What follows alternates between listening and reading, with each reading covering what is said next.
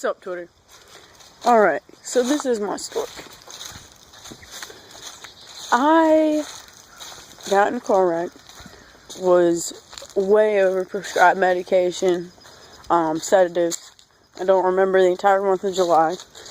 That is the time period in which I was charged with felony prescription drug fraud by forgery. I've never done that in my life. I don't know how to do it. And they're putting felony on my head, which is okay, because this is going to give me the opportunity to make a difference and be an advocate for something that I really believe in, which is the abolishment of the felony label and the mandatory minimum sentence for drug charging. As a psychology major, I've done a lot of studying in this field. I graduated in May, actually. I had a kick-ass job, making $35,000 a year at 22. Got promoted in 3 months and was fired for being late to work after my accident because of the sedatives. And it's a proven fact that jail time and prison time, that doesn't help an individual rehabilitate. If anything, it helps them make more connections and learn more ways to break the law.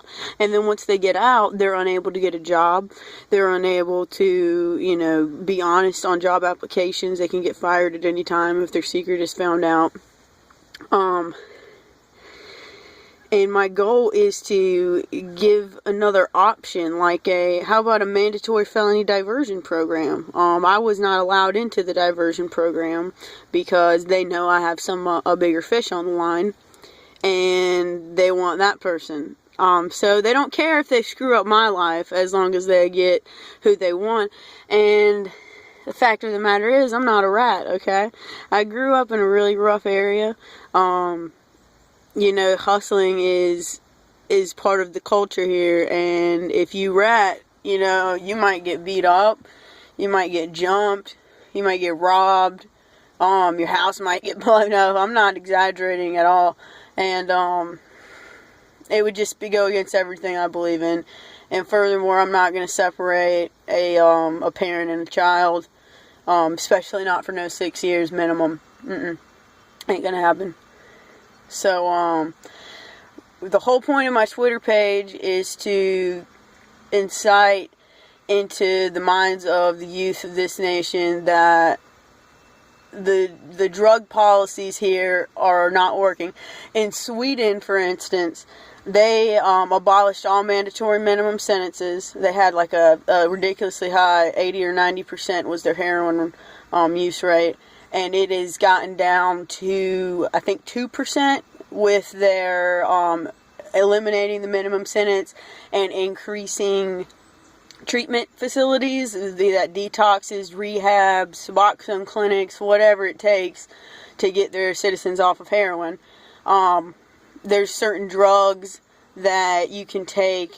There's one called Ibogaine in Canada and Mexico that you can take one time, and it has a 90% retention rate of keeping people off of opiates. It's illegal here. Why is that? Because our Congress is filled with people in the pharmaceutical industry who make money off of Suboxone, methadone, Xanax, any kind of treatment that could be prevented, but then they would be losing out on funds, which it's a double-edged sword here. Now, are they making more money off of our drug addicts?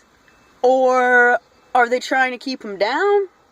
Or are they making more money off the legal system? Because I feel like that would be a miracle drug for this country, and we would be able to, get our drug addicts, especially particularly heroin addicts. I say that because Raleigh is running rampant on heroin right now. Then we'll be able to reintroduce them into society sober. They'll have clean and productive lives, and that's going to generate a lot more money for our country.